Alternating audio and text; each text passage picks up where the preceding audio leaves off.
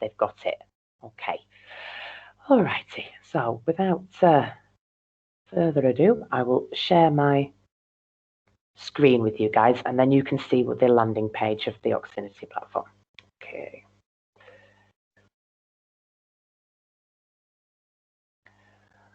Okay, I'm hoping everybody can see this, so please tell me if you can't. That's usually the best option.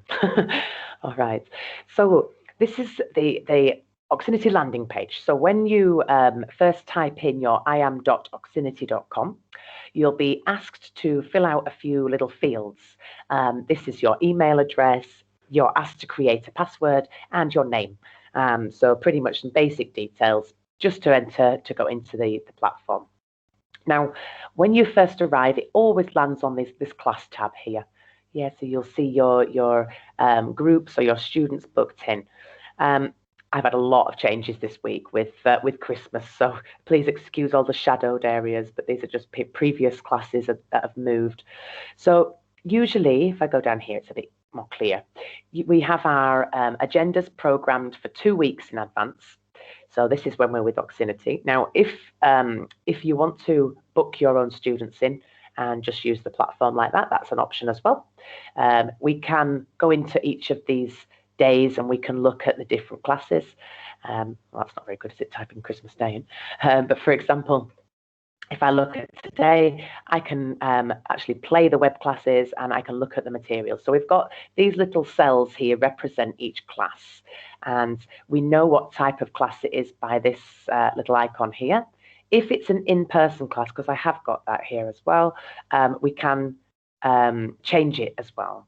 So for example, if I go to this little calendar, I've got the option to change the time and the date of the class. I've got the option to cancel the class, obviously with the student's consent if they call me and say I've cancelled. To change the teacher, and this is something I'm going to mention in a moment, which is one of the benefits of being with Oxinity, that you can collaborate with different Oxinity teachers and get them to cover classes or share classes with them. And change the type. So this is in order to make it an in-person from a web class. So if we're to change this, it would become a yellow box like this with an in-person class. Okay, so the materials stay the same here, but you don't have the option of doing it as a web class. Yeah, so we can go back and change that very, very quickly back to a web class if necessary.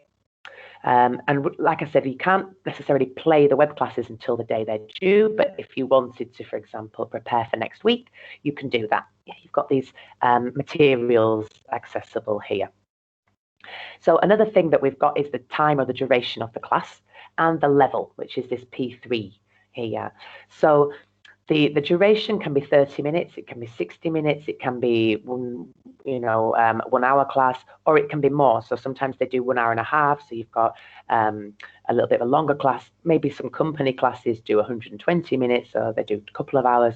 It all just depends. Now, the normal is 30 to 60 minutes. And usually when you book them in, it will be once a week, so at the same time every week. And we can do this through this little tab here, so through groups. So if we go on to groups, you'll see a little plus button. Now, again, I'm going to give you a little step-by-step guide that tells you how to do this. Excuse me. So don't worry if it all seems a little bit hazy at the moment, or you think, oh, I don't know how to do that. There is a little step-by-step that shows you exactly what to do. You've got the date range, so you would put in the start and end date of your student's course, and you can just do it at the moment for a fake student. So you can just put in a fake name, and just so that you can look at the materials for the syllabus. You've got the language. So if you click on here, you can see there are other languages available to teach. So the materials are there also in other languages. And here we've got the level system. So this is always good if you forget the level system and you want to have a little look. Just to recap, you've got the Sephora standard ones here, and then you've got the Oxinity ones here. Okay, so they're very, very similar.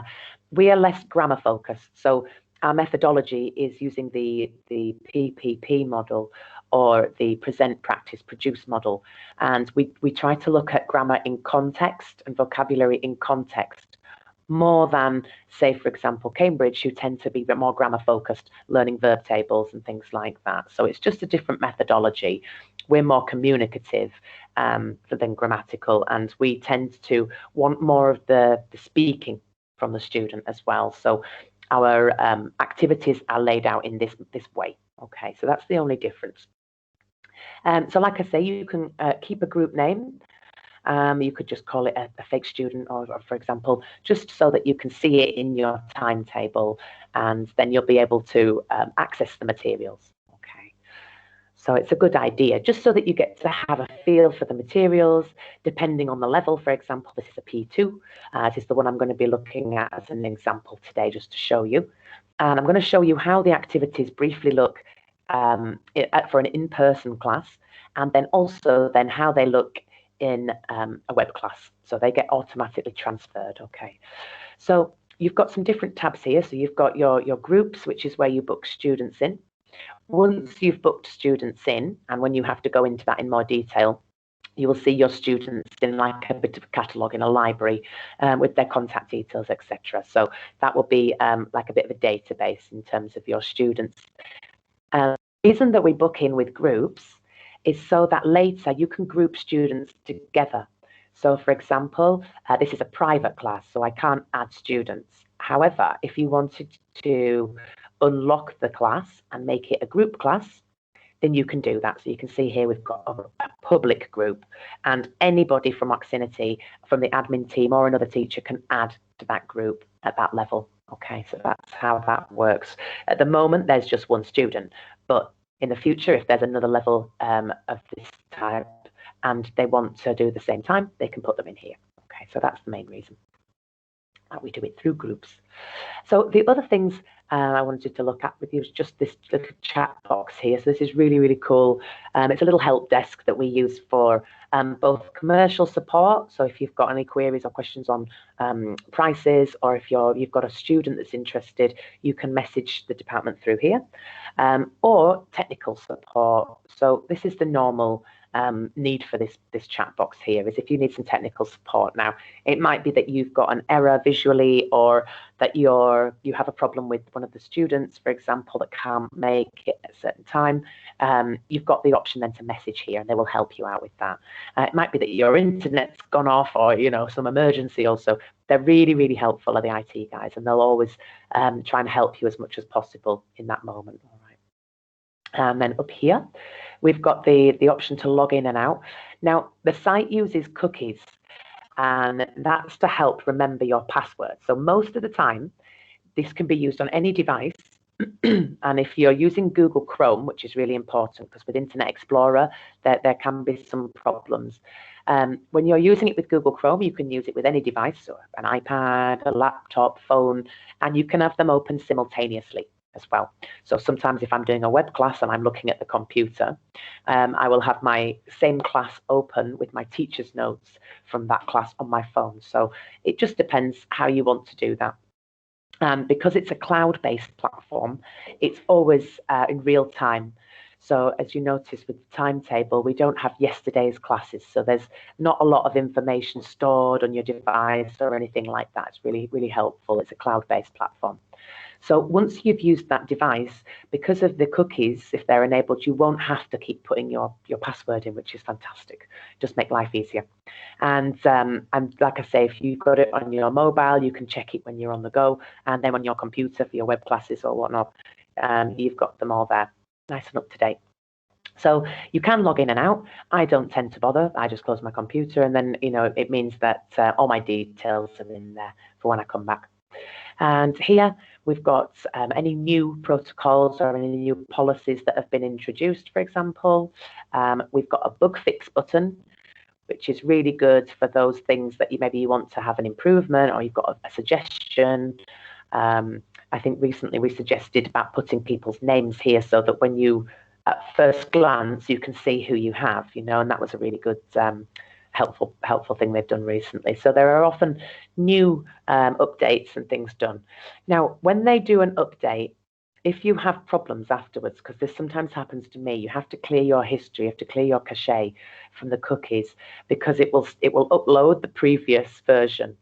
Okay, so that's the only thing, but now and again you have to clear your cookies or clear your history from your browsing, your browser. All right. And this one here is really important. This is your promotion button. So for all those people who want to join Oxinity and are starting out, this is how we promote you as a teacher, basically. So it's how you promote yourself, and it's how you, or could be promoting another teacher. And this is more of the marketing side. Now, I believe Radmila has a webinar on today at 12 at midday. So you will be leaving, a little bit earlier for that, so that you can, go grab a cup of tea or whatever, and you're there for that, because she does one on brandings and promotions, so she can go in a lot better detail about all these different promotions. But for example, we've got a Christmas promotion, we've got an Oxinity video that promotes our children's classes and web classes. This one is for recommending friends. So if you've got students already, this is a great one for recommending new people. And then we've got some different campaigns here as well. So all these you can copy and paste. The good thing is that when you sign up with the platform, you're automatically given an IDC code. So this little number here follows and tracks your different promotions back to you, so that if anybody clicks and comes through these, they know it's you that it's come from. So that's how the office know. So you've got some children's and teens classes here, for example, extracurricular classes for children. And here down at the bottom is companies. So you can mail this, you can post it to direct companies that you're interested in teaching, or you think that might be interested. Okay, so there's some different campaigns here. So with those, you can start using those as soon as you like. And this really, it comes back to your web page. So you're boosting your clicks to your website, and hopefully then eventually getting classes through it. Okay, so we'll go into that in a little bit more detail in the second half. I sound like a football match. So one of these other tabs that's super important is your partners tab. So part of being with Oxinity, or part of the benefit, is having other teachers to connect with, so other teachers in the group. So what partners allows you to do is it allows you to connect with other teachers in order to later share classes with them or promote them. And for example, if I need cover with a class, these are my list of teachers that I can use on the system to cover my class for me. So usually what happens is you need the email that they sign in with the platform. So later at some point, that for those who are interested in joining Oxinity, probably after tomorrow with Anna, she will send you your login details for Teams. So these are permanent login details for Oxinity and the Oxinity Teams group. Now, what that will allow you to do is have an Oxinity mail, and you'll also be able to log on and use Teams on a regular basis and see everybody in Oxinity there. So that email is not the same. So it's whatever email they signed up to the platform with. So what I usually do is I use Teams, and I would message in the search bar, for example. Let's have a look at an example. Anna Elena, let's go for that. So here she is. So if I wanted to message Anna Elena, I could find her on Teams. And then also I can access other groups, and I can see when the other webinars are on, for example. So if I access to Anna Elena, I say, okay, Anna, I'd like you to be my partner, which she actually did to me. And then she would send me her email address that she uses. And then once you go to your partners tab, you would type in that email and press send request. And then they would actually receive a request here. It would say request received, accept or deny. Okay, so then you can accept it. And this is Anna here. So she's my partner now. And it just means, for example, if we are setting up a group, we can set up a group for another teacher to be taught by another teacher.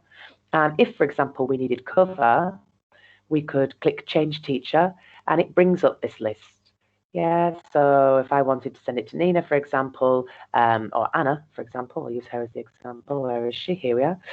And I could click this, and it will send a request through to Anna.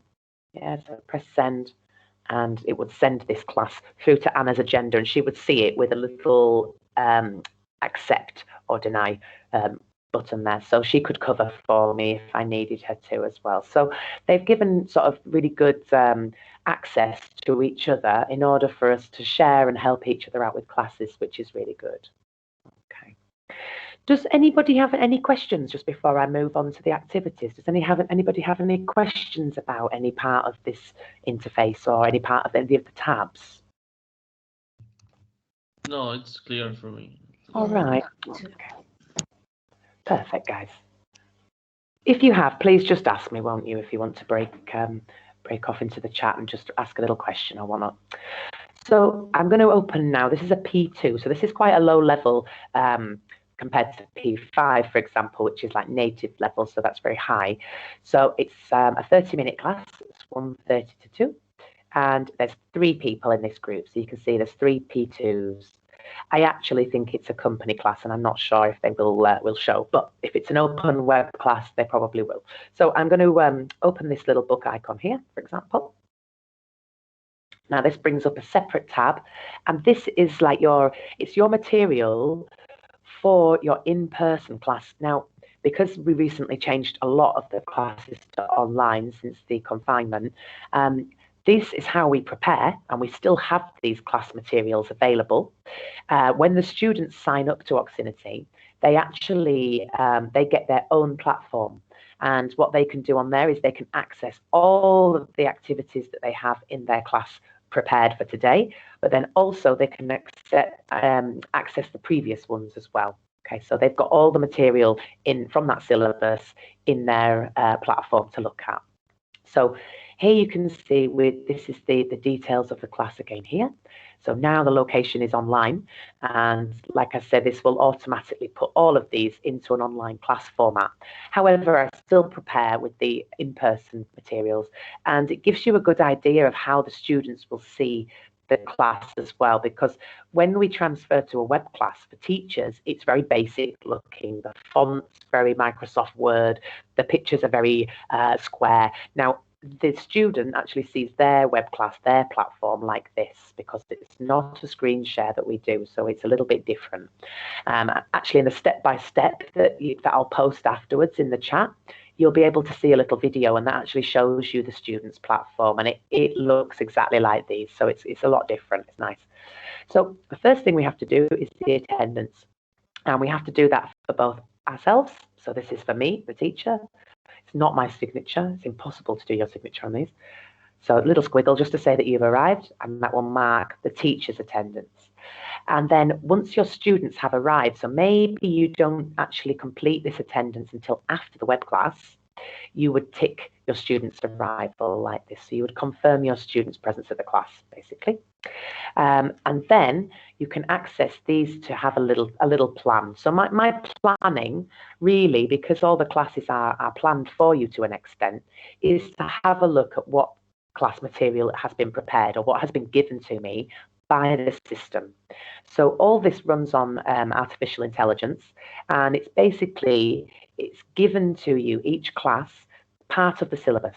And you can see that we've got these different colours here. So that includes a topic activity, includes pronunciation, a grammar activity or structure. We don't like to use the G word there, so we tend to use structure activity, or a vocabulary activity. So here, because it's only 30 minutes, it's given us 4. And usually you spend 10 to 15 minutes doing each activity. So there's more than enough to have a class there. All right. Now, the first thing that we do when we actually attend a class is we do something called quick questions. So this is a little trademark of an Oxinity class, and this is something that the students get in a really good routine of seeing, doing, and practicing. So this particular list is actually editable, so you can edit it. Any teacher can edit it and change the question. But really, I actually just create my own, to be honest. Before the class, I'm in a routine now where I just type them, and I'll show you that when I go into the web class. I type them on my little notepad, and that's it. You know, I usually try to make them relevant to the activities that we've got, or to the students. So maybe if I know the student, I can say, for example, have you had your breakfast this morning? Or do you have a cup of tea? So we're just practicing using the auxiliary verbs, really, and we can extend that to would, could, and should, tag questions. Yeah, so depending on their level. I usually use this as an example, actually. I say, okay, we're going to do a quick question. Have you done quick questions before? Usually they say, yes, I have, because they know. And I can say, for example, do you ever take the metro? I'm looking for yes, I do, or no, I don't. Okay, so they're just practicing inverting and changing the question and answering in a positive or negative. Okay, so usually I'll do a couple per person. In this case, because it's a group, I would actually do one question each, but I'd give the first question to one of the guys in the group and ask them to ask another quick question, so to create another quick question. Now, I would keep it really simple because they're P2. So it might be, do you like? Yeah, which can be tricky actually, because a lot of them say, yes, I like. Yeah, so they use the like as the verb instead of the auxiliary. But it's good practice, and it's good practice if they're in the same company class, for example, because they know each other. So it just depends on the type of class, but usually I'll ask them all one or two quick questions, different ones for each person, just so that they can listen to the answers as well. And part of my preparation would be, so later this morning, I'll go and have a look at these, for example, 5 minutes, just to understand what I have been given. These yellow, these activities here, these are given out every week. So these are actually created by teachers, and they're usually current, or there's something that's in the news, you know, that this one's got a game or a role play or a task for the students. So this is actually, it's really good on helping them get engaged and just to talk about different topics.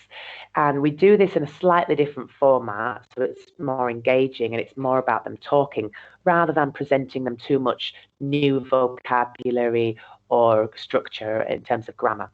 But it is a good idea because it's where they can see a lot of the things that they're learning in the vocabulary, grammar, and pronunciation.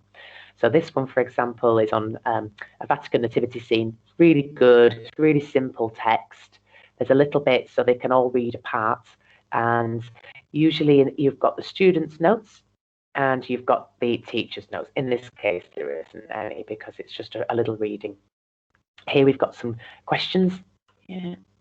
And here we've got a game in just a minute. So this is where they have to speak for a minute without stopping. Yeah, about some different things here. So really communicative, really getting them engaged and talking about things relevant to them, maybe their opinions, for example. Now I'm just going to come back out because I think you might have noticed when you open these, the screen changes a little bit. That really confused me at the beginning. So I'm just going to have a look at this one as well, Strange Dinner. And when you click on this, it will open a little bit like a contents page of a book, really, and it tells you all about this activity. So you've got, for example, some introduction questions, so things that you can link from one to the other. Some wrap-up questions, so you can test the knowledge of your student and what they've acquired. And then you can go into your attachments, so you know what they're going to be looking at. Okay, so we would go through this. So again, you know, a lot of images so that they can present. And this one here. So we've got, what is your name? What is your job? So they're just practicing questions on this part. So again, if I go to here, you've got the teacher's notes, for example. So there's a little game here. So we're just asking different questions. So maybe I would do that first, actually looking at my planning. I would probably do that one first. And then I would maybe go into the nativity scene. So here, for example, we've got a pronunciation exercise. Just briefly show you that. Some questions. And here we've got some different vocabulary. Now some criminal activity. So you've got some different pictures. You've got some teacher's notes there to explain. A little bit of practice for them to mix and match up the right answers. And then produce. So it's usually telling a story. Yeah, so role play. We've got here a little role play. Okay, so once you've decided how you're going to plan your class, maybe you've not done your attendance yet because it's online, so we can do that afterwards. You've got until midnight to sign these off and to send the signature for the student. It's easier if you can do it just after you finish the class, but sometimes it doesn't always work out like that if you're very busy. Okay, so after you've basically you've looked at your array of materials or whatever you're going to be teaching, you can decide in which order you're going to do them. And then usually my quick questions are introducing into that topic. Okay, you've got the option as well of adding activities. Now this tab, since I did the update last week, hasn't actually been working so well. I'm going to have a look and see if it is, because you have a stock of activities which are really good. These are ones that I've corrected previously. You get given them after you've corrected them. So let's see if I can get on stage in my activity set. So this is really good if you've got students that want specific materials or if they need specific materials. But a lot of them, yes, here we go. It's worked, fantastic. So you can add extra materials. So these are ones, this is one about being on stage, for example. Yeah, so you can add specific materials if needs be to your classes, and you can also add blank ones as well. So let's say you're just teaching one person, say, let's not a group, and you wanted to put some Cambridge material there because they've got an exam or they've looked at an article, they've sent you it, and they said, can we look at this article, please? I really want to. You could say, yeah, no problem. You can actually go in and put it into your activities. So this one might not be working. This might be the problem one. Let me have a look, see if it is. Yes, maybe not. So usually this one would come up as a red dot. And then what you can do is go into that red dot and copy and paste your material, basically. So one of the things about these or this system is that the teachers all help collaborate and create these activities. And all of them are editable also. So if you, for example, you went into this activity and you saw a spelling mistake or you saw something, you think, oh, I'm missing some pictures, you could do that.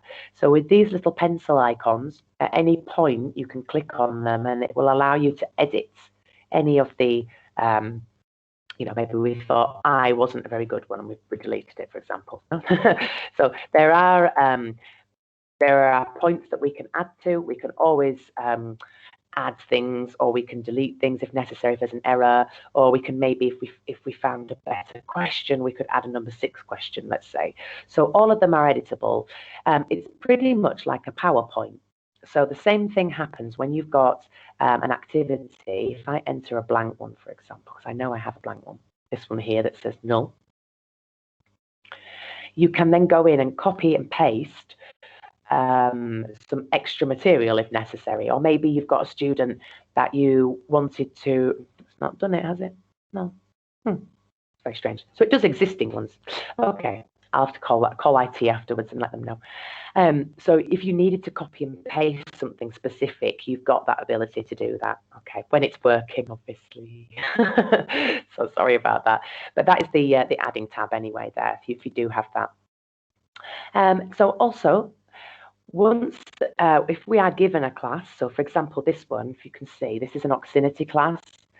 So this is not one of my classes. So my personal classes will have my name on, for example, like this lady here.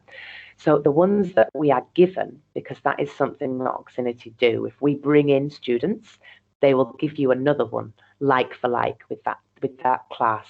So let me see if I can see it here. I don't know if it says the owner as such, but this is one of my classes. So when you've got one of the Oxinity classes, let's just say I was waiting, I was online, and I was waiting for this class, and they didn't show. So what they would do is after 20 minutes, well, actually it's 30-minute class. So after 10 minutes, they would offer me a request a cancellation or a continue waiting option. And obviously after 10 minutes, you think, well, they're probably not going to come. It's Christmas or whatever, and maybe they're not aware they have a class. So you can request your cancellation. What they will do is they'll give you an activity to amend, to improve. So you'll see this in this tab here where it says activities. Maybe I don't have any. I'll have a look. Sometimes they pop up. So that basically you could improve an activity and then you will get paid. So you'll have okay. So if I press, for example, I've got 4 because I had cancelled classes last week. If I press assign activity, I will then be able to edit or improve this activity. I haven't looked at this yet, guys, so I'm not sure why it needs improving. But you can see the score rating, and that is something that is really important. So this activity was discarded in a class, prepositions in, on, and at. And the reasons were missing, wrong instructions, or missing attachments. Okay, so it needs to be finished, basically. So we've got prepositions of time, and somebody's done a clock. Yeah, so yeah, it looks a little bit confused. And here we've got some definitions for in, on, and at. So yeah, maybe we could put another table in there and make it a little bit better. So once we've finished, once we've decided, yeah, okay, we're happy with that improvement. I mean, the first thing is that we need to put it into a PPP format. So I would add another attachment at least there as well. We would finish the improvement. Obviously, I'm not going to put that yet because it's not ready. And if you can see, there's my name on here as well. So we can see the teacher that created it and then the person that improved it. And then it goes to correction. So that'll probably be Rob. So in each activity, you can see there's got to be a certain amount of things. We've got target language here so that the student can understand alone if they're working on it at home. Wrap up and introduction questions and the objective. Yeah, so we know what it's going to be. So obviously one teacher has looked at this and thought, well, I can't teach this. I can't teach in, on, and at with this the way it is. It needs improving. So it was discarded or it was recycled. So that will be for me to improve. Now, once that's been improved, you'll see, I think it's like €8.50 or something like that. You get paid per activity. So it's the same. I think for an hour class, you normally get 2 activities. Yeah, so I've had 2 cancelled classes last week, so that was from them. And then once I finish those, I get paid for those. So that's how that works. Now, also, the benefit is that you will find it in your stock as well. So when you go to that plus button, you will find it here. Now, obviously, if you're working with the system alone, it's not necessarily relevant. The only thing is that you will be able to edit the materials. You'll be able to see them and add them exactly the same, but you won't get paid for doing improvements. All right, so that's the only difference there. So what I'm going to do now is just show you the basics the basics of a web class, so how we can teach a web class and how those activities look in that web class. So it's a little bit of a different layout, little different format, but at least you can see then how it looks and how it is on the screen. So it's really, really easy. And for those that are with Oxinity, you have your chat do the whole thing as well. So it's really, really easy. Firstly, does anybody have any questions or anything maybe that I've missed about the in-person classes, about the materials here? Or is everybody okay with that at the moment? So, Cora, I have a small question. Yeah, go for it. If you teach like face to face, like in person, like I guess that you have to bring your laptop and teach them like using the Oxinity software in your laptop. Yeah, right? so what I used to do, or what I do, or still do, because I still teach in person, is I take my laptop. Yeah. Now, you can use your mobile phone. You can use, obviously, the student can use their laptop also because they can access all their classes and everything from there. You can also use an iPad or a small tablet, and that's exactly what I used to do. So I used to use it a little like an ebook, really. You know, once I've opened my class, I just flick through the different activities like this, and then you get your next one. Yeah. So Okay. exactly like that. Yeah. So this is more like an ebook really than an on-screen visual. Okay. Is that all right? Does that answer your question? Yeah, but you cannot see the teacher's part at the same time, can you? Because like you're with the student. So if you are like if you're using your tablet, for example, like can you just open the teacher I used attachment to. in your cell phone? Is it okay? Like Yeah, I used to do exactly. okay. If the student doesn't see, if the student's on their platform, no, they don't see the teacher's notes. But if you're sharing your screen or your iPad or whatever, yeah, you can just, I mean, to be honest, once you've prepared, you know what to do anyway. So maybe it's just reminding you, like, oh, what was I doing here? Oh, yeah, asking questions relevant to the pictures. Yeah. Okay. Where do you live? When is your birthday? So it doesn't matter. I suppose, yeah, the only time is if there's some sneaky answers. Maybe there's a mix and match exercise and you don't want them to see the answers. Yeah. Okay. So I guess that. Okay. Yeah. It's okay. It's okay. Yeah. Yeah, but I've never had that problem because maybe I say, okay, I think it's correct, but I can't look just at the moment because you will see all the answers. Yeah, but it's rare. It's rare that it's like that. And actually, I'll show you also. You know, when we go on the online, the web class, how you can look at those teachers' notes as well. How I look at them. Okay. Okay. Thanks. Perfect. Was there anybody else? Is there anything else about the in-person classes? Any queries or anything? I think it's okay for me. Thanks. I think the best way is exactly the way that we teach, really. It's that you see it, but then you actually have a go with it, you know? That's why sometimes if you book in groups, if you book a fake student, it can be a low level, it can be a high level. You could book two groups in, no? A really low, maybe an S1 group and a P5. So you get the different extremes. But then you'll be able to have a little look at the materials and just, fathom them out a little bit, their routine and their structures. All right. So what I'll do now, I'm going to take you through to the web class, let's say. So I'm going to open this. So you can keep this tab open. It's an option. I usually do, but on my mobile, because I don't like to think that my eyes are not making contact with the screen. So for me, I just have it on my mobile and I follow the class, but I follow the teacher's notes. Yeah, so because sometimes, for example, in these ones we have questions in the engaged ones, but there aren't on this activity, and so it depends on my preparation for that class, really. So I'm going to open this. You'll see it opens as a separate tab. So you can flick between both if you wanted to, but like I say, I just prefer not to have to flick from one tab to the other, and I just like to have my mobile handy. So this is a little prompt. So, just to remind us that we always start with quick questions, that we use English, we never translate, even, however easy it might seem, we really find a way that we can explain it. Even if I have to Google a little photo, I will do that. And be prepared. So know what you're going to be teaching and keep a high pace, because the last thing that we want in our classes is to drag it over one activity through the whole thing. Yeah, so, okay. Now, this is what you'll see when you first come onto your screen. I'm just going to make that a little bit smaller. There we go. It's getting a bit uncomfortable, I think. So this is what you'll see. This is your interface for your web class. Now, as you can see, you've got the chat box there, the very necessary help box that you can go into. So again, for technical support, it's fantastic, and you can type in English or Spanish and just put, hello, my student can't connect, or am I having a problem? Whatever it could be, you can message there. They're really, really good, and they'll get back to you straight away.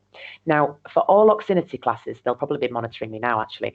When the class is started, they monitor you. You come up on a little box, only very small, and you're with a lot of other teachers that are being helped as well, or being monitored. Now, it's only for connection that you're being monitored. They're not listening to your class.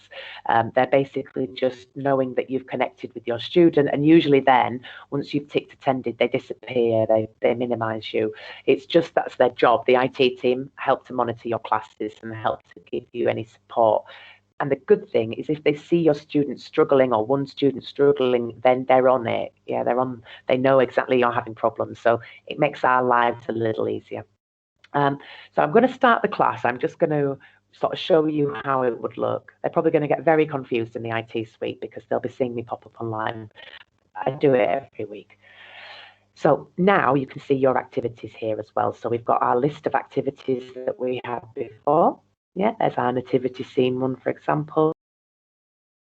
And there's the random one that I added as well, the theatre one, which I probably won't teach because it's not their level. All right, so I won't be teaching that.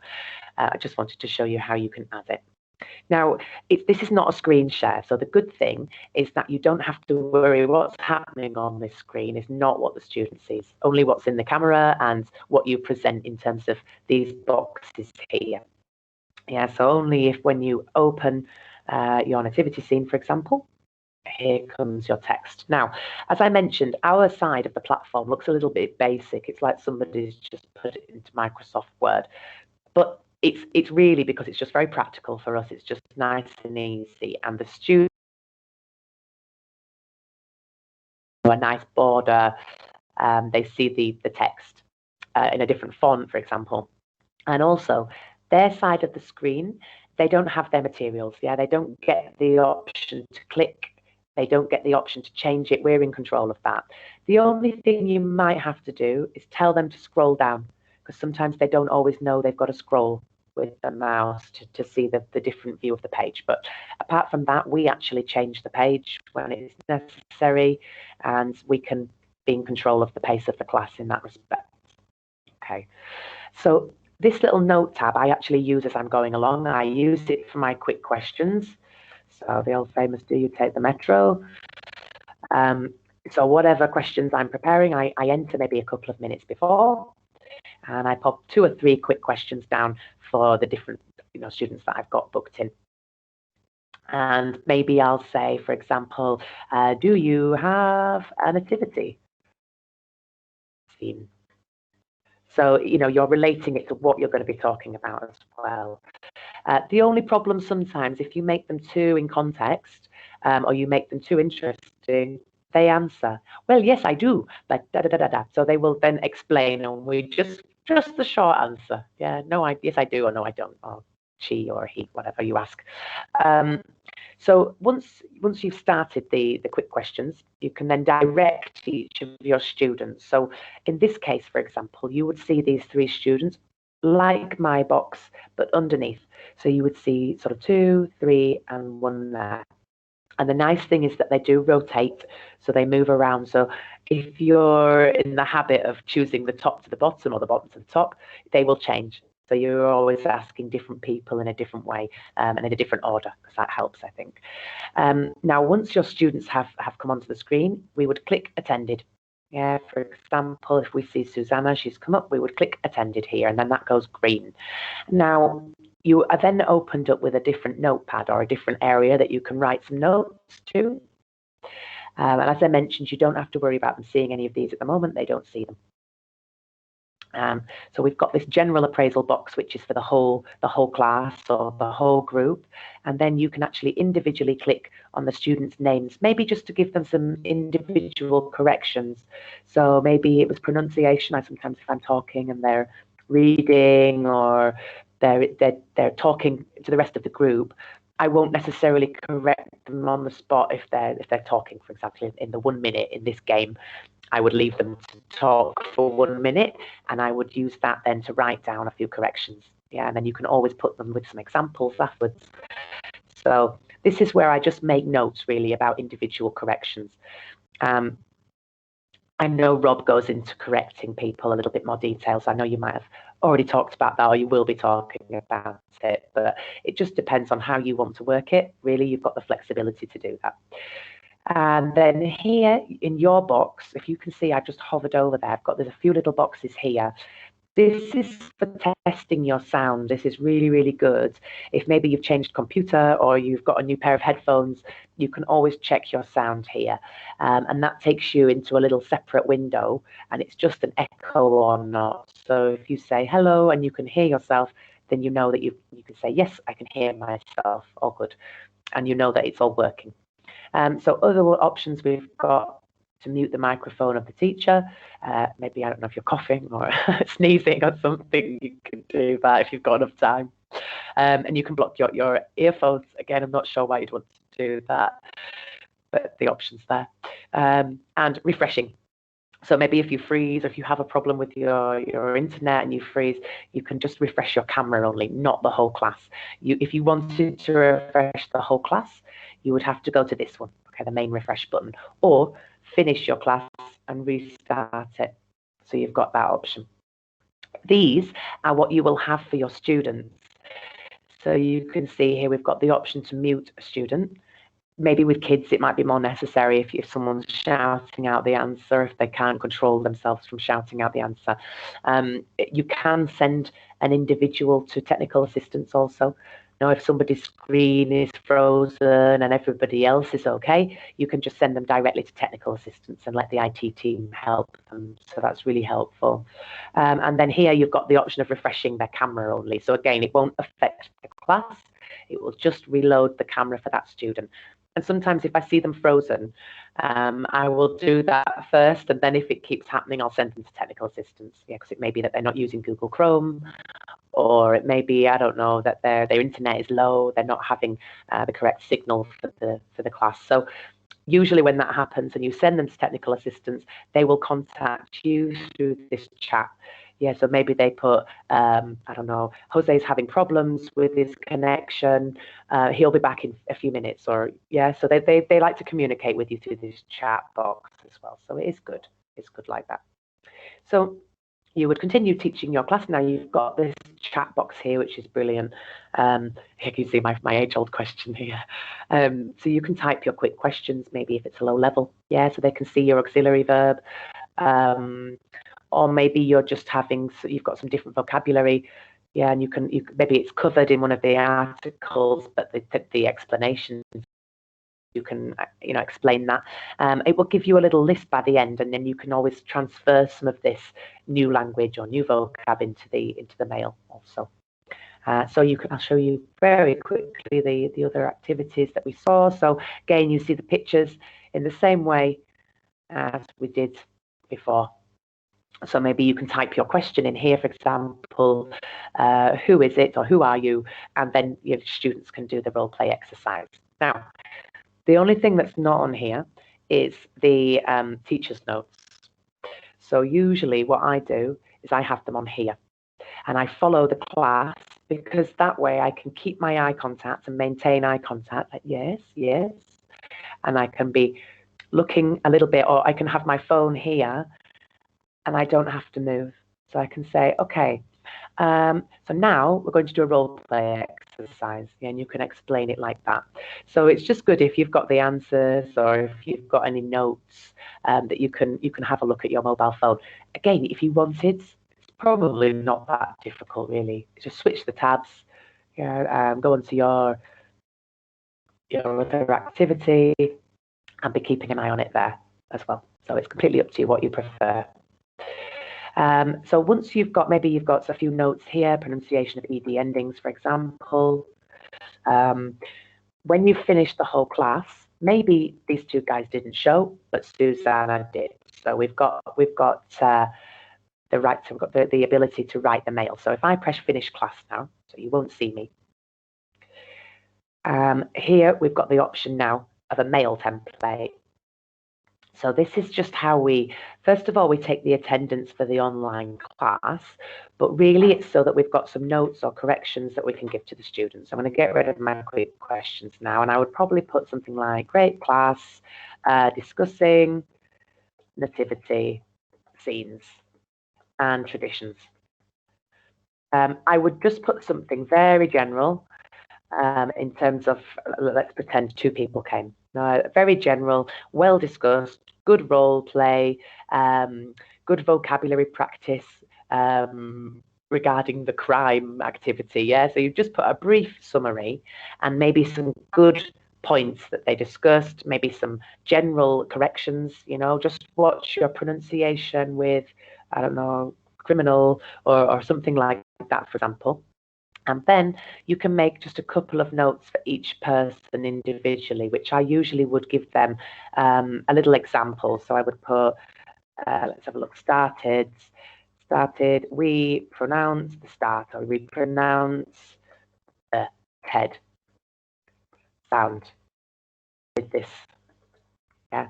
So you can just add that little bit of extra examples or extra correction really, and you will see it in your mail. So if you press preview, you can see it already says, dear Susanna, here are her corrections. As I would probably put, well done for today. Just watch your ED endings, for example.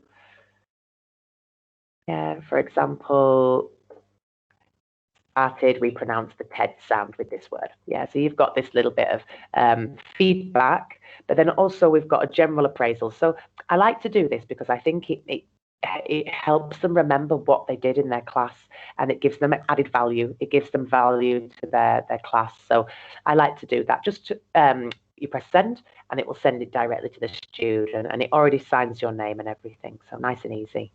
And then once you've done that, you can then go back to your in-person class attendance, and you can sign the class. So again, it wants me to sign again here. I'll give it a little scribble there. And you would go and mark which students had attended. So in this case, we're going to pretend he didn't come. Now, what we have to do is mark our activities. So we have to, this is from a teacher's perspective, how good or how bad, in this case, was the activity to teach? Did it give the objective that it stated? For example, the nativity scene is fantastic. I really like that activity. It's a good structure. It's a good level for the student as well. It's super easy for them to understand. I really like that. Maybe the strange dinner needs a little bit of work. Yeah, I would say acceptable. I think it needs more verbal or more writing points to help the student along. If they were using that alone, they would have no idea what to do with it, and I don't like that. So I think I would put it as acceptable. Now, if we rated it terrible, or we just thought, you know what, I think this is just not acceptable to use, we can recycle it.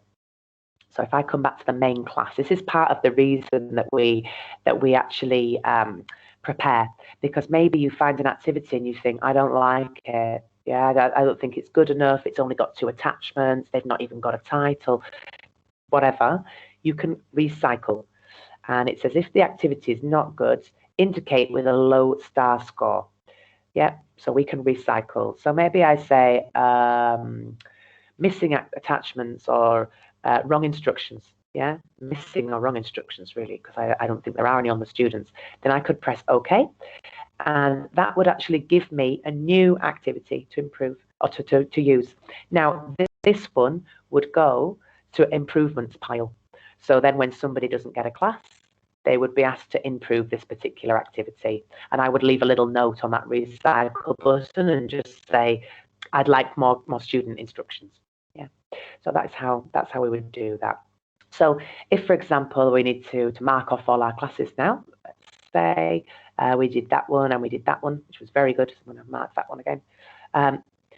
Then we've got the option of marking the students' content. So how did we think they acquired the content? Did they learn from it? Did they repeat the new words? Did they pronounce it well?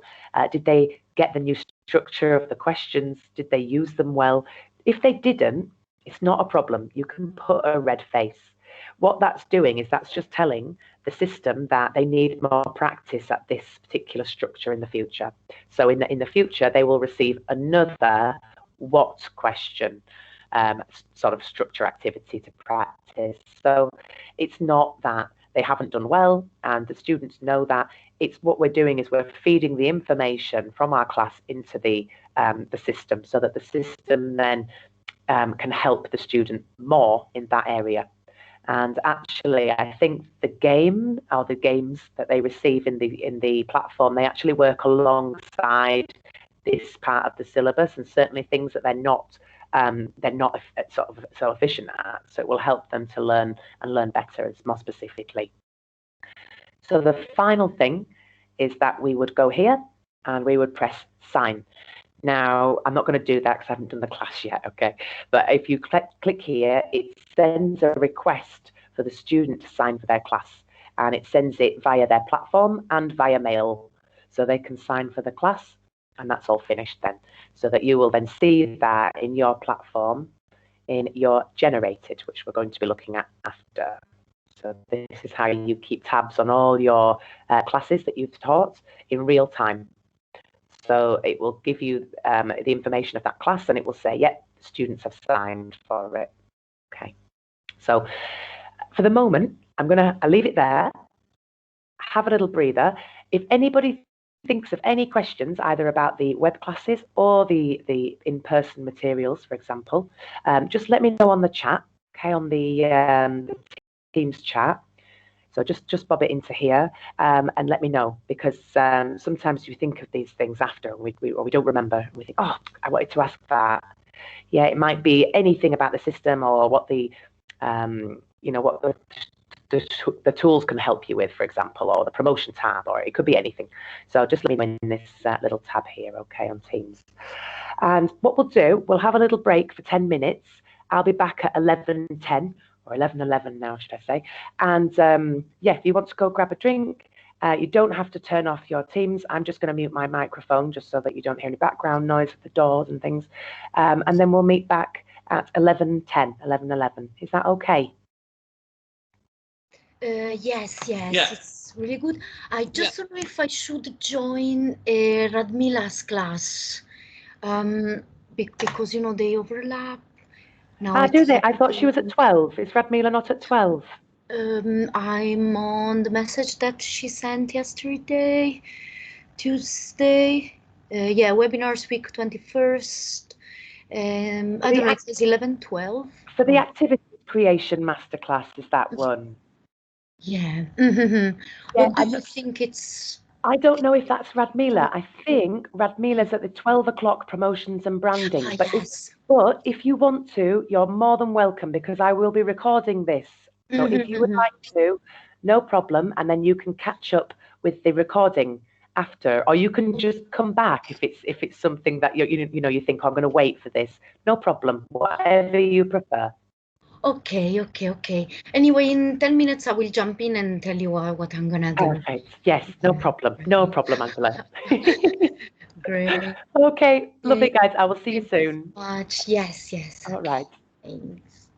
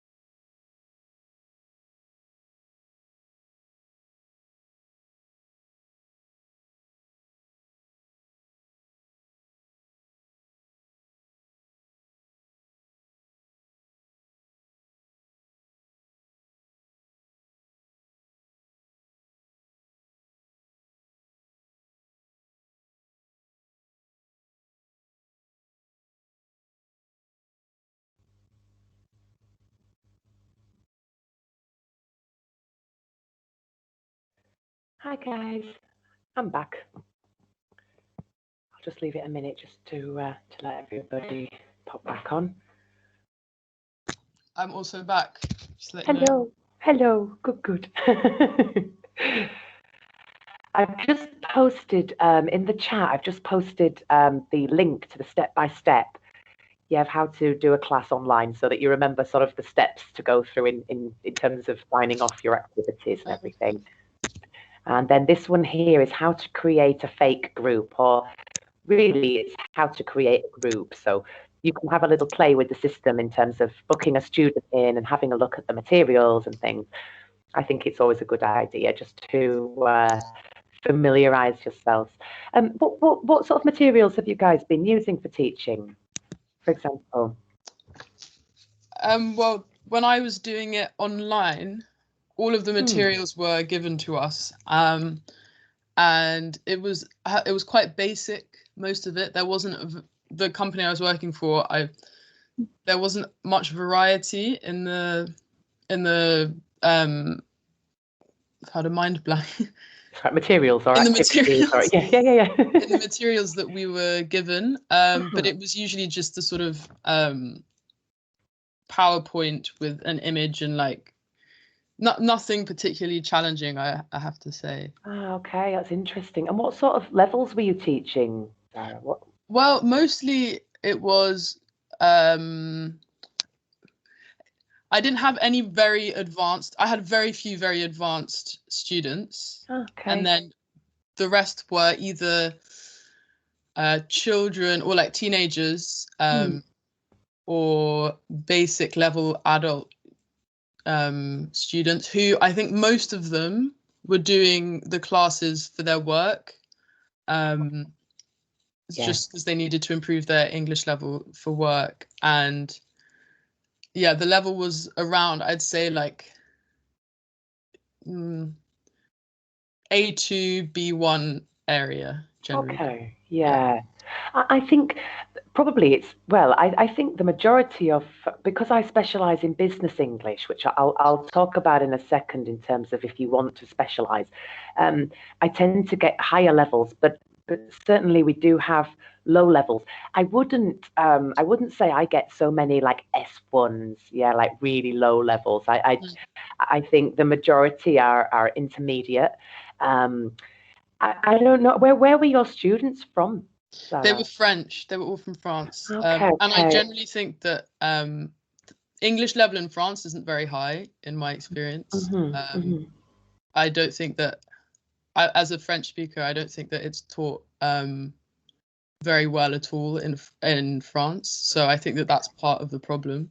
Yeah, I think that, because I've only been teaching in Spain, Marcus, I don't know if you've had experience with teaching more Spanish students or a mixture, but they tend to have studied a lot of grammar in school, but not so much the talking. And so I find these, because they're very communicative, they're very much, you're asking questions, you need a response.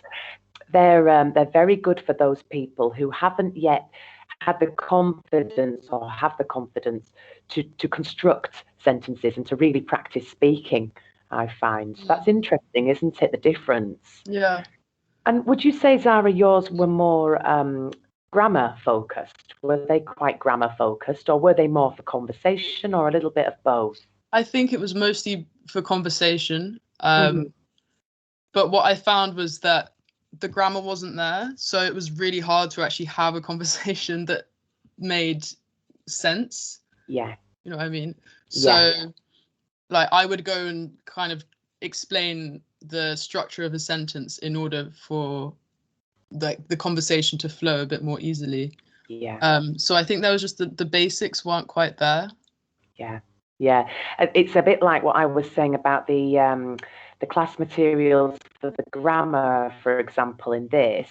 I would prefer personally, and they usually are, the present, practice, produce model, because at the moment, all we've got is who am I, not what am I, or most of that grammar is here. Now, this is actually an old activity.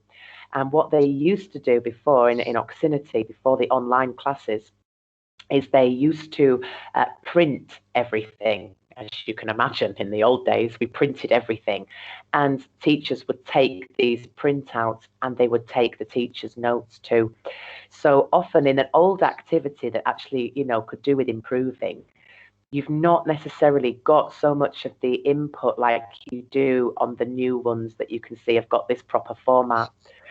So yeah, I also find that you need to present the rule, don't you, before you actually talk about it, or before you need to see something really.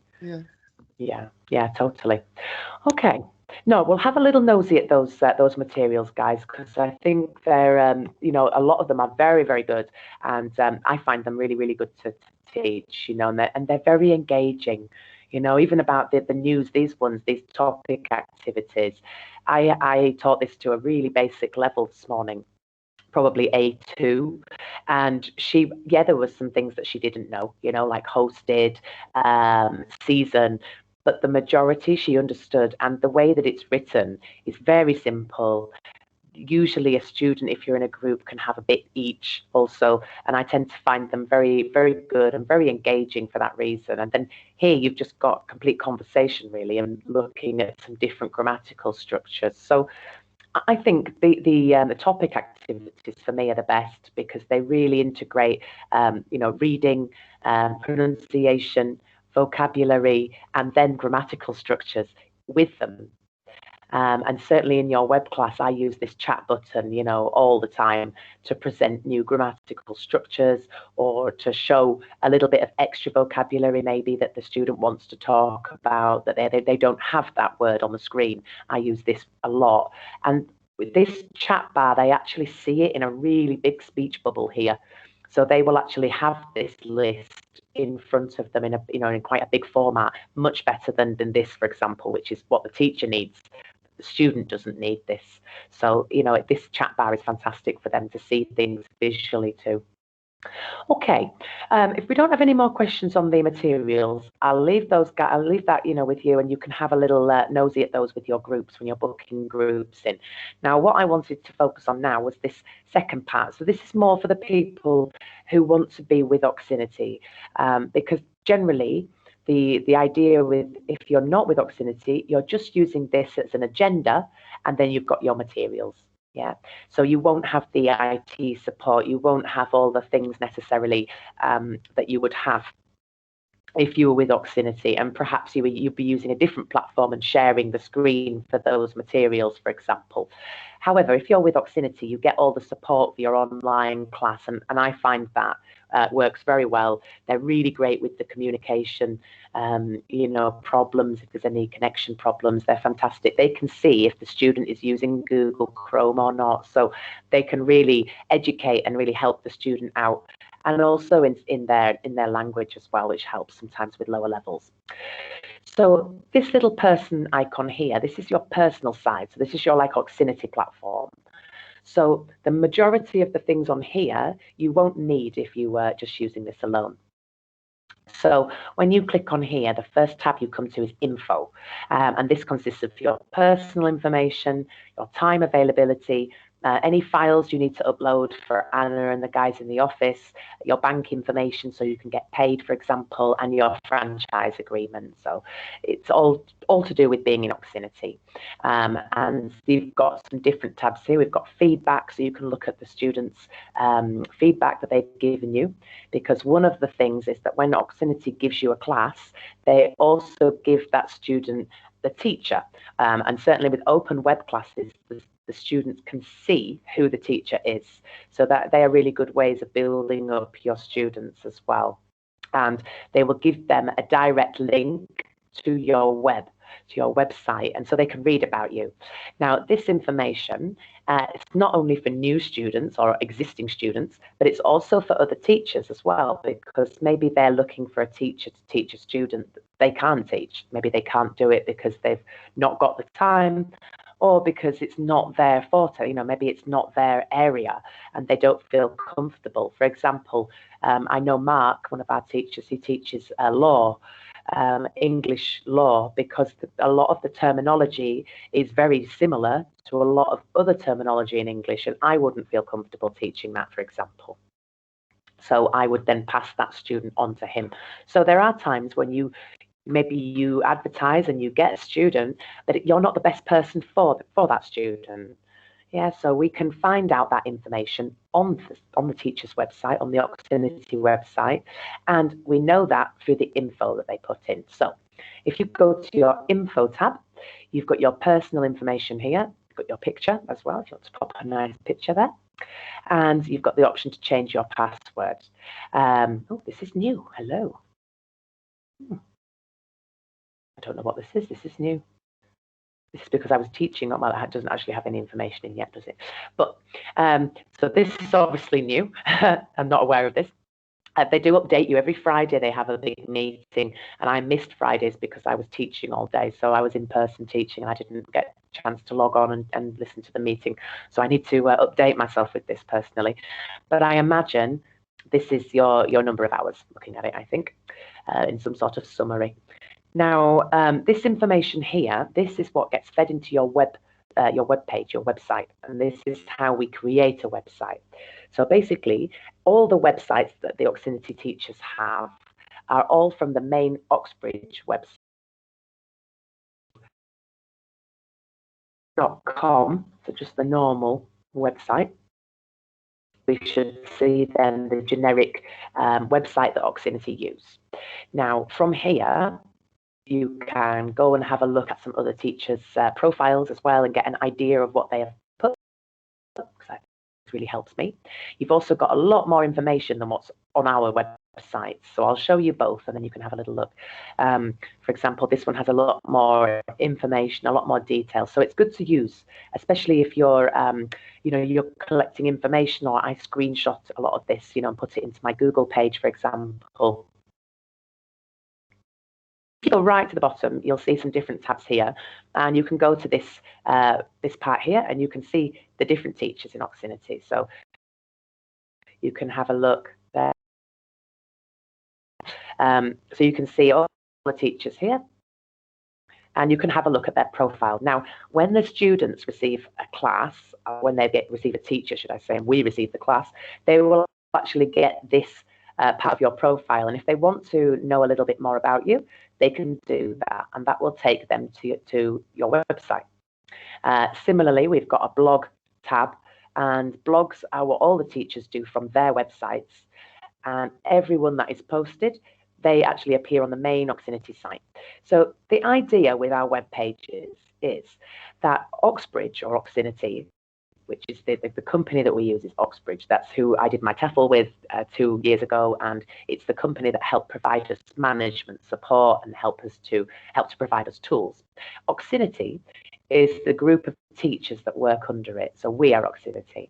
Now, all of our blogs from our web pages pull in different students from different places, so we could share on all of these platforms, and when someone clicks on these, they will go to that teacher's website. So it will give them clicks or visits to their website. And in terms of receiving classes, the more clicks or the more students you bring in, the more you will receive. So that's how it works, okay? So if anybody has any existing students, like what I did when I first started, I put my first student through Oxinity and I started with them, and I've been here ever since. So they helped me to double up on these different students. So every time I got a student, they gave me another, and it just continued like that. So I was able to build up my business a lot quicker and able to gain more students as well. So this part is quite important, but if you go to the different profiles, you might get a better idea of what you want to put. Now, I try to advise that the profile is more about the system than you as a teacher or you as a person in this part, because we just look like every other teacher, in the marketplace. So this really, it gives us the edge, and it makes our classes more unique, really. So again, you're quite welcome to read my profile and visit my site as well. Here you've got your different experience in education, and you've also got one for other professional experience, which I love, because I think even if you've not always done teaching, maybe you've done other things, experience-wise, that have enabled you to be a better teacher. For example, I ran a business, so I know a lot of terminology about business-related topics and subjects. So that's why I tend to specialize in business English. However, if somebody, for example, they have children or they've taught in a school, they may be better at children's classes, for example. So I think, everybody has their own experience, and it's all about how that relates and how that makes you a better person to teach that group or that particular area. And also here, you've got additional skills, projects or interests. So this is more personal. Yeah, so it might be things that you've got going on, hobbies that you do, because maybe a student sees that you do photography and says, oh, I do photography too. And that's a common ground for you both. So it's nice that you can put a little bit of personal information there, I find as well. So I'm going to go to my website now. Now, most of the time, once you've filled in this information, please make sure you press save, which is here, just to make sure you don't, you can always put it into the Word document first and then copy and paste as well, just so that you've got that saved somewhere. So all this information appears in this tab here. So you go to Web and you go to Create Website. Now, I can't do that because I created my website before they changed the system. So mine's on the old system that's been on here. So mine is like this. So usually you'll find it's oxinity.com / and your first and second name, or maybe your first name if it's quite uncommon. So this is the template that we all receive. And it is editable, so you can change it if you want to. You can change the template a little bit. I'm not that good with in terms of designing websites, so I try not to touch anything there. But yeah, all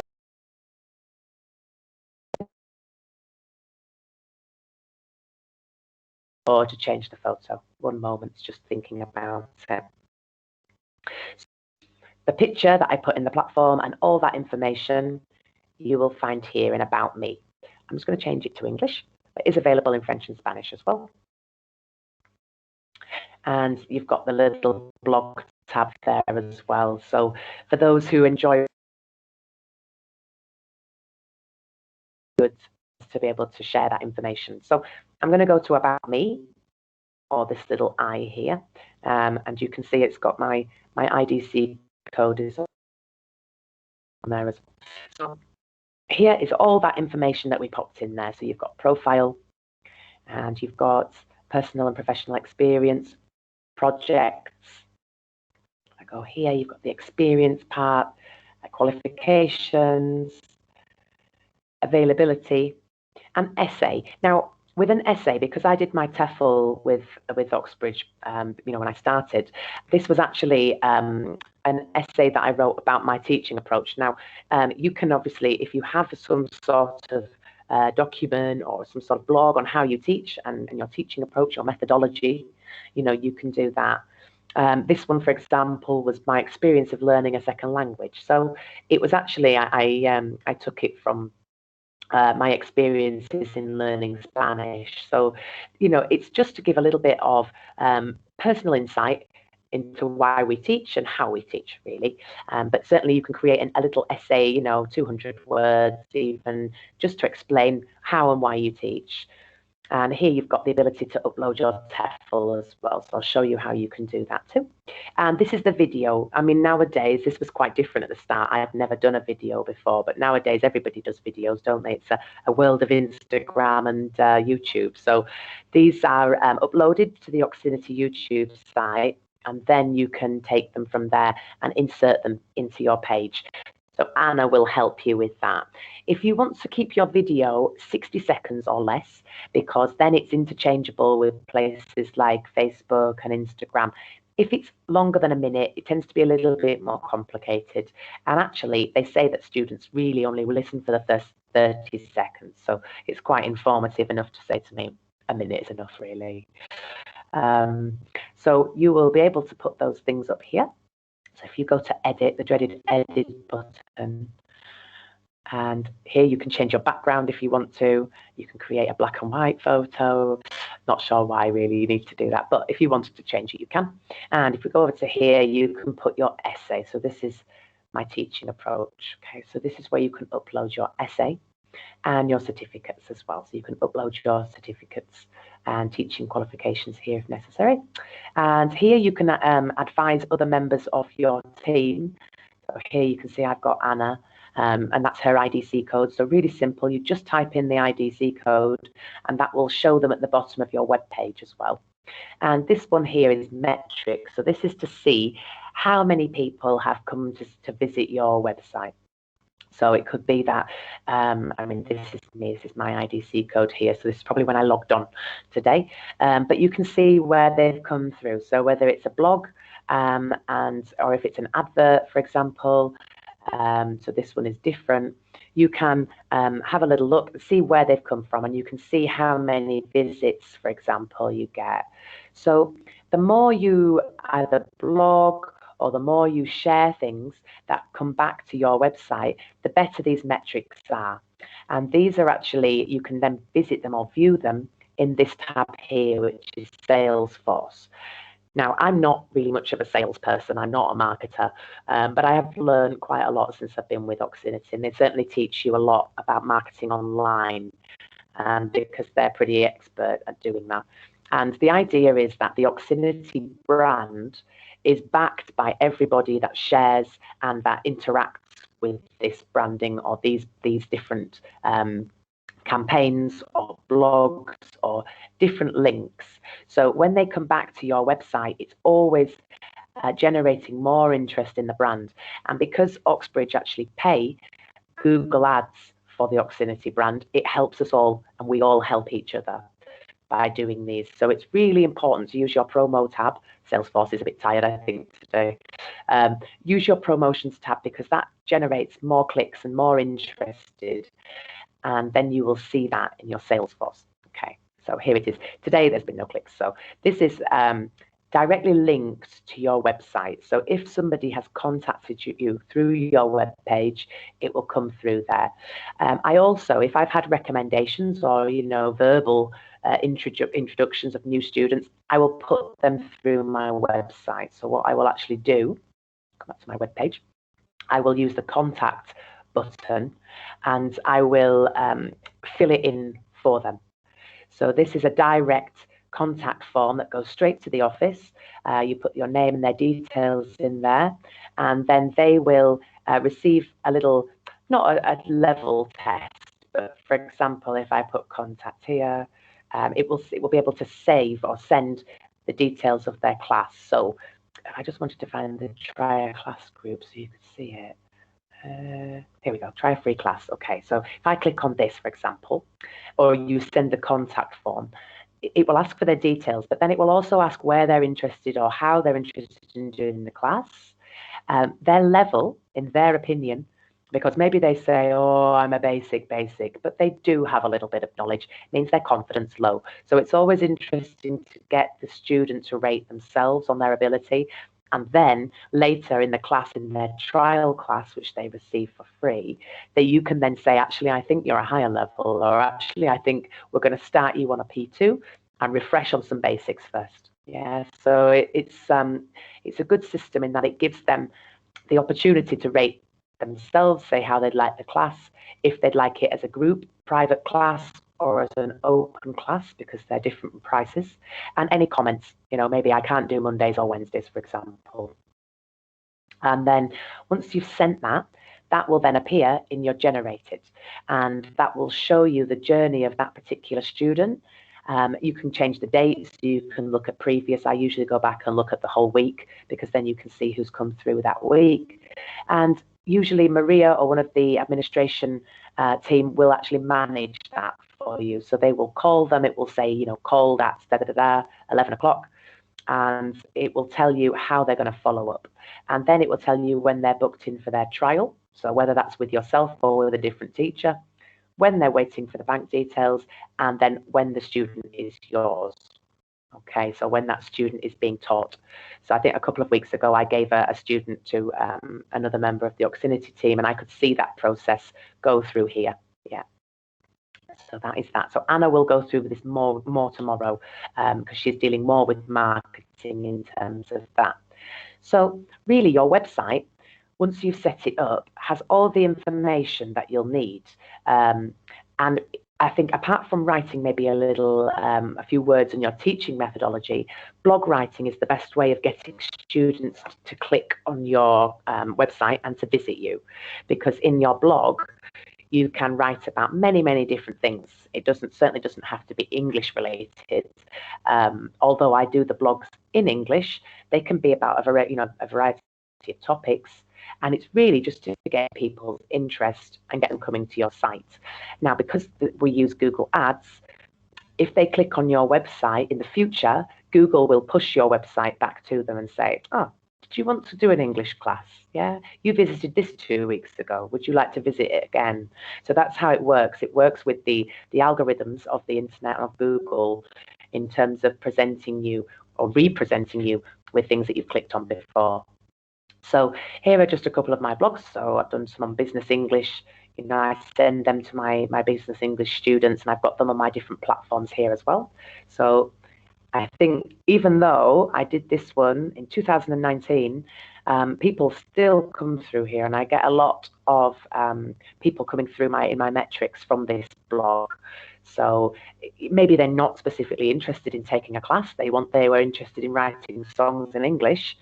But then you can then say, oh, well, maybe it's not a bad idea having some English classes, especially with somebody who writes music in English. So this is what it's about, really. It's finding common ground and finding interests. For example, here was one about when I worked in hairdressing, So tell me. Sorry to interrupt. No, so they can actually find us also through what we write on the blog, so through the blog. Yes, absolutely. Oh, wow, that's great. I didn't know. Yeah, that's amazing. Cool. Yeah, I didn't know any of this though, before. I'd never even written a blog. Yeah. Now it's all learning. Yeah, so learning. Yeah. No, this is amazing. Seriously, I worked a while with Google, so we can also check maybe some fantastic together. Yeah. Yeah, absolutely. I'm familiar with it, so yeah. Yes. Cool. Thanks. I know, no, perfect. If you're interested in writing a blog, you just go to edit and go back up to your different tabs here. Click on your blog, and then you can create one. Yeah, so this is the one that I did before, so I'll just go into this so you can see. Really simple.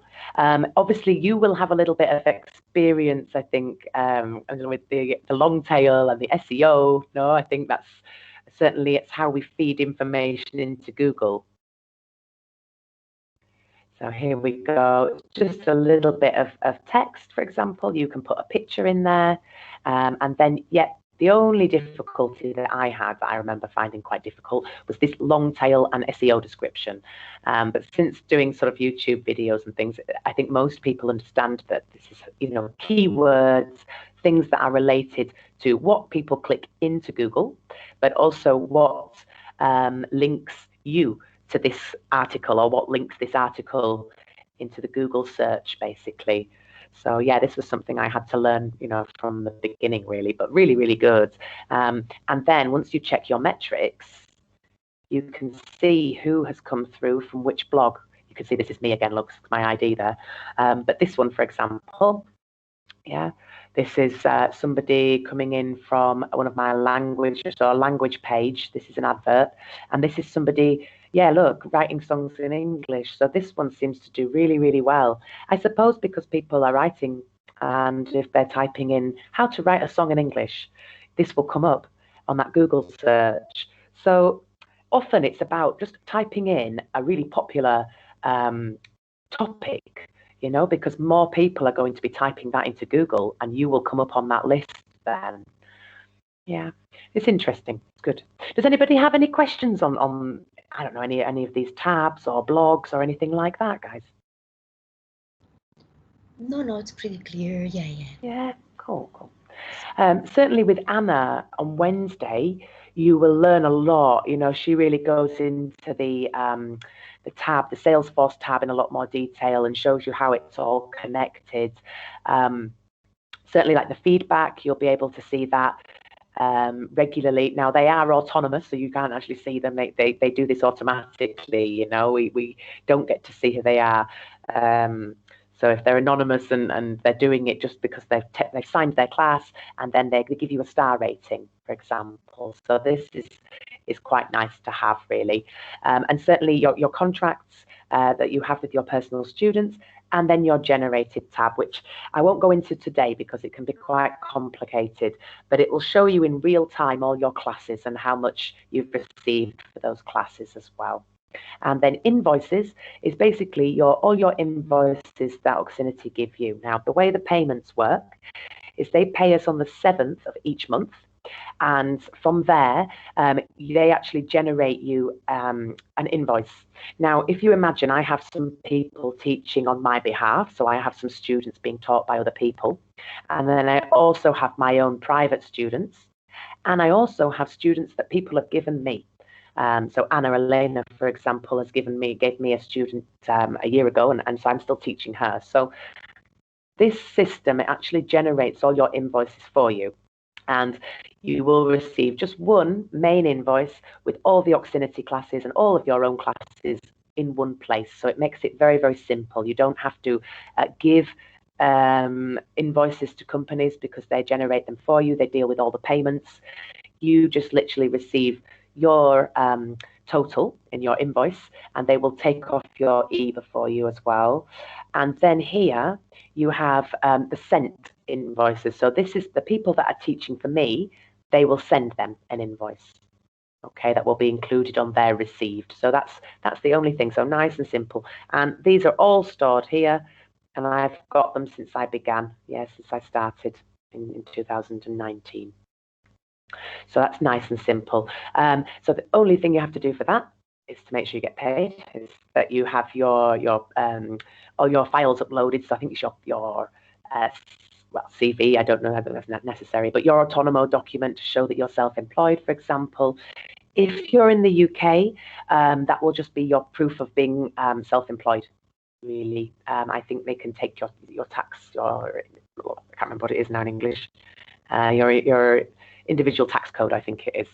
And for example, if you're teaching children, they will require a criminal certificate and your ID document. So either your NIA, your NIF, or your ID, your passport, probably if you're in the UK. So once these are all done and you have your bank details filled in here, then they can pay you. Okay, so that's how that works. And I think the only other thing is your time availability. So you can pop here when you are available for classes. So for example, I start earlier some mornings and later some others. I mean, it's not always ideal. You have students change and they rearrange and whatnot. But generally, this is my schedule. So I took a photo of this and sent it to the team so that they know when I'm available. Okay. So the main thing, or the next steps, are to make sure that you have, first of all, for those who are joining Oxinity, that you have your personal info all filled out, that you have your information for your website, because once you have your website, you're ready to promote it. And then maybe over Christmas or in the next few weeks, you can work on things like blogs and acquiring different parts for your website, maybe for your personal information. But really, once you've got this, as you can see, that's my IDC there, they will, or you will be able to start promoting yourself. So you'll start to use this promotions button through your different landing sites. So whether that's Facebook, WhatsApp groups, email lists, there's lots of different ideas the way you can send these, and then you can start promoting and gaining new people to your student list and to bringing them into Oxinity. Tomorrow, I think Anna will be going through more in detail about the Salesforce. And today, hopefully, Radmila, if you manage to get there, if you haven't got classes, she will be able to explain everything in a little bit more detail in terms of the branding and using this Salesforce and measuring your clicks, measuring your visits. Okay. Were there any questions? I'm going to come back to you guys now. I'm going to stop sharing my screen so you can see me. And were there any more questions? Sarah? Yeah, I had one, just because you mentioned you can is it possible to start teaching from the UK, or do you have to be in Spain to do it? No, It is no. possible. Okay. Yeah. Just checking. I wasn't sure if I needed to wait until I got there and got my insurance number and everything. Yes, you're near. Yeah, it can take a while that though, you know, Zara. I'm not sure when I'll be able to get to Spain now. So yeah, okay. Thank you. Yeah, no, absolutely. Maria will be able to, or Anna certainly tomorrow in the marketing, she will be able to help you with any documents that you need. But I think it's just your passport, because we don't have an ID card, do we normally? And obviously your bank information it's the same. Now, I think we can pay into international accounts, so that's no problem. And I believe, what was the other thing? Sorry, guys, I'll just switch my screen and have another check of the info that we had to. So for you, Zara, for example, yeah, I don't know about we don't have an autonomous document. Now here we have like, it's called Modello 36, which shows that you're self-employed. I can't remember exactly what it is in England, but I'm sure you've got a document. Yeah. Or your tax code, for example. Yeah. I think it will be that. Okay, so yeah. Thank you. My pleasure. Was there anything else, guys? Anybody think of anything? Marcus, are you all right? Yeah, everything's clear. Perfect. Everything's fine. Yeah. Perfect. I think over the next few webinars, you'll be, getting a little bit more, and certainly those documents, they're great to look back on. Yeah, so you can have a little look at those again. Yeah, if nobody, Angela, was there anything from you, my dear? No, everything is clear. I'm actually really excited. I want to start to work on the blog and stuff. Yeah, it's really, really cool. No, it's a good time. It's a good time. It's a good time. Yeah. Exactly. January is the best time to get new students. Yes, it's the time of the year. Yeah, I know October and January. Yeah, they're the best times. Yeah. Yeah. So just make sure you use this next time, this the Christmas period, to get your blogs and start sharing your promotions, because once people start to see it, they will okay, and then January comes along and they click. Yeah. So that's how it works there. All right. Fantastic, guys. But it's been great meeting you. I know it's been super informative today in terms of me talking a lot, but it's just so that you get a good rounded idea of how everything works. And then you can say, yeah, it's for me, or no, it's not really, in terms of using the platform. So what I'll do, I'll leave you to have a little break before Radmila's promotional and branding webinar, because that's really, really good, really important. Now, Radmila is the director, so it would be really good for you to meet her and just to let yourselves be known also, so she can welcome you and give you a little bit of support with the next steps also. Yes. Okay. Perfect, guys. Well, I will leave you now. If you want to have a look back at the recording for any reason, I'll leave that here as well. And certainly you've got those documents in the chat then to have a little nosy at later. All right. Okay. Thank you very much. Thank you. Thank you so much. Have a great day, and have a good Christmas, guys, also. Thanks. See you later. Thank Bye. you. Have a great day. Bye, you too.